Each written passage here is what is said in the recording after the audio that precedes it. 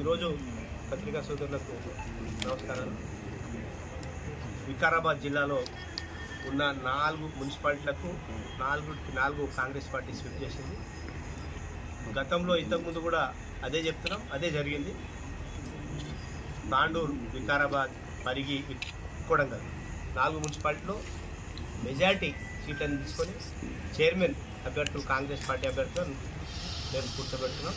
మరి ఎక్కడ కూడా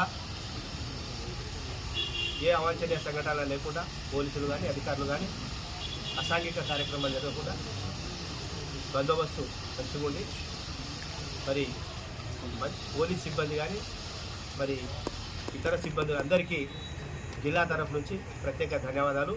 మరి కాంగ్రెస్ పార్టీకి ఆదరించి మరి మా 6 గ్యారెంటీలు మా ముఖ్యమంత్రి రేవంత్ రెడ్డి గారి యొక్క నాయకత్వంలో 6 గ్యారెంటీలు ప్రజలకు సంక్షేమ కార్యక్రమాలు మరి చెంతకు చేరుతున్నాయి.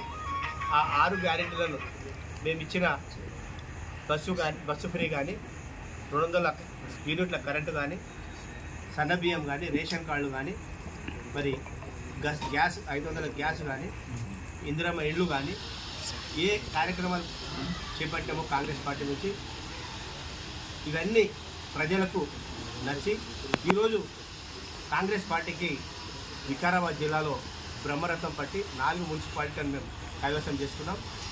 అందులో భాగంగానే ఈరోజు తాండూరులో కూడా మేము మెజార్టీ స్థానాలు 19 స్థానాలు మేము ఇక్కడ గెలుచుకున్నాం. వికారాబాద్లో కూడా 19 గెలుచుకున్నాం, కొడంగల్లో 10 గెలుచుకున్నాం. మరి వికారాబాద్ పరిగిలో కూడా 8 సీట్లు, 2 ఇండిపెండెంట్లు 10 గెలుచుకున్నాం.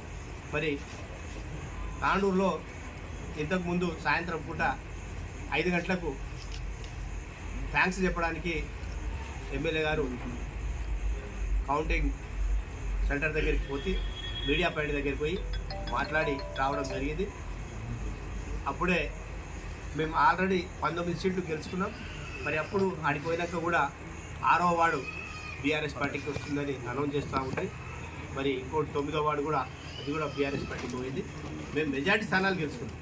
అయితే మాజీ ఎమ్మెల్యే గారు తొందరపాటు పడి మరి ఎందుకో ఆయన ఏమనుకుంటున్నాడో షేరింగ్ వస్తున్నది. ఆయన ఫేస్ను చూస్తే ఇది ఏం తినా మనిషా, దయ్యమా, లేకుంటే ఇంకేదా కలవాటికే ఆ ఫలితాలు తారుమారు చేసిన కాంగ్రెస్ వాళ్ళు ఎమ్మెల్యే పోయడానికి ఫలితాలను తారుమారు చేయడానికి పోయిండు అని చెప్పడం హాస్యాస్పదంగా ఉంది. ఆయన ఫ్లస్ట్రేషన్లో వచ్చిండు, వణుకుతున్నాడు మనిషి.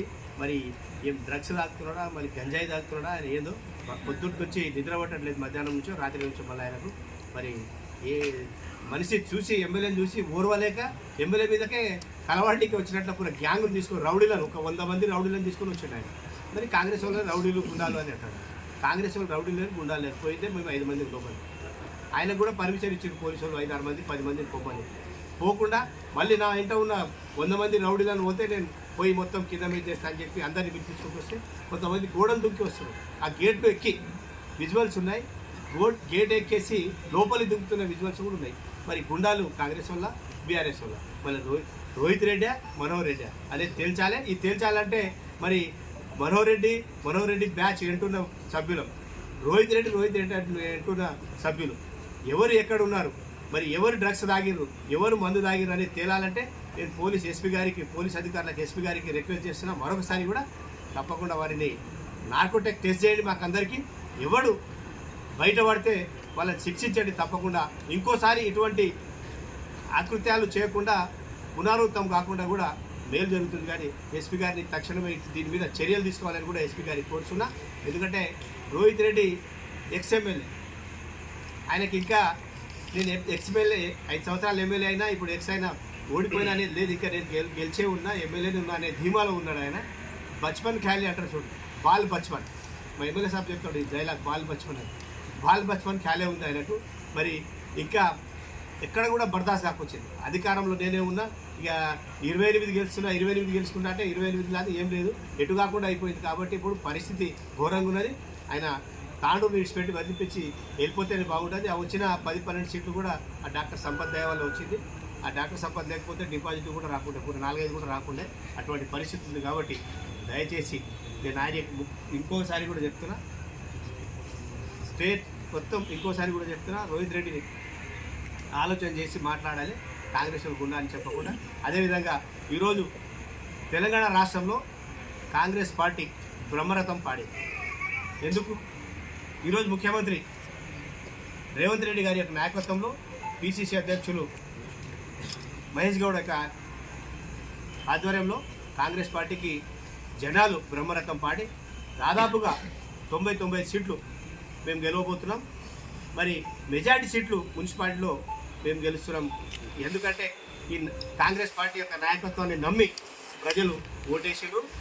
ఈరోజు కేటీఆర్ కానీ మరి హరీష్ రావు కానీ ఇష్టం వచ్చినట్లు మాట్లాడి ఏం చేసుకున్నారు అనేది మరి ఇప్పుడైనా కనీసం వాళ్ళ మాట్లాడే ధోరణిని మార్చుకోవాలి. నోరు తెరిస్తే వాడు అది చేస్తే వీరిది చేస్తే మరి బాకీ కార్డ్ అనేది ఒకటి అందరికీ ఇంటింటికి పంపించదు మొన్న. ఆ బాకీ కార్డు కాదు, మరి మీ బాకీ కార్డు ఏమేమి ఉందో ఫస్ట్ అది తెలుసుకోండి. 10 సంవత్సరాలు మీరు రాజకీయం చేసిర్రు, అధికారాన్ని ఎంజాయ్ చేసిర్రు, ఈ రాష్ట్రాన్ని లూటీ చేసి అప్పుల పాలు చేసిపోయారు.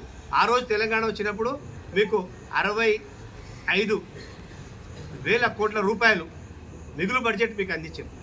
మరి మీరు 10 సంవత్సరాలు పాలించిన తర్వాత కాంగ్రెస్ పార్టీకి అధికారంలో వచ్చినప్పుడు 8 లక్షల లోటు బాకీ చేసి 8 లక్షల రూపాయలు బాకీ చేసి 8 లక్షల కోట్ల రూపాయలు బాకీ చేసి మాకు అప్పచెప్పారు.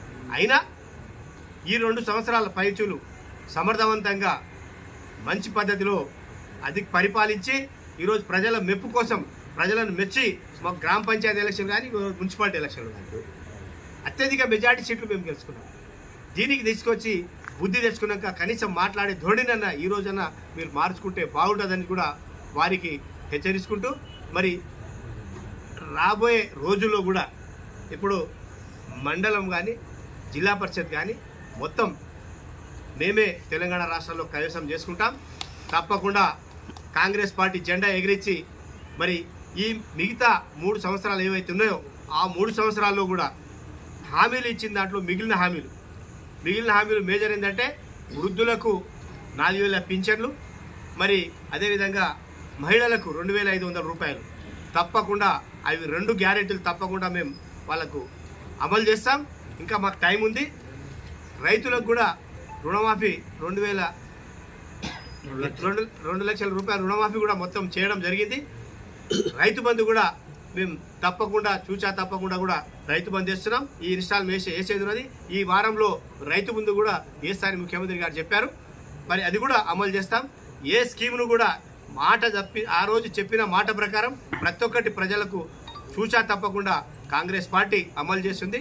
రేవంత్ రెడ్డి గారి నాయకత్వంలో కాంగ్రెస్ ప్రభుత్వాన్ని ముందు తీసుకొని వెళ్తామని చెప్పుకుంటూ ఈ అవకాశం ఇచ్చిన మీ అందరికీ ధన్యవాదాలు చెప్పుకున్నాను. జై హింద్, జై కాంగ్రెస్.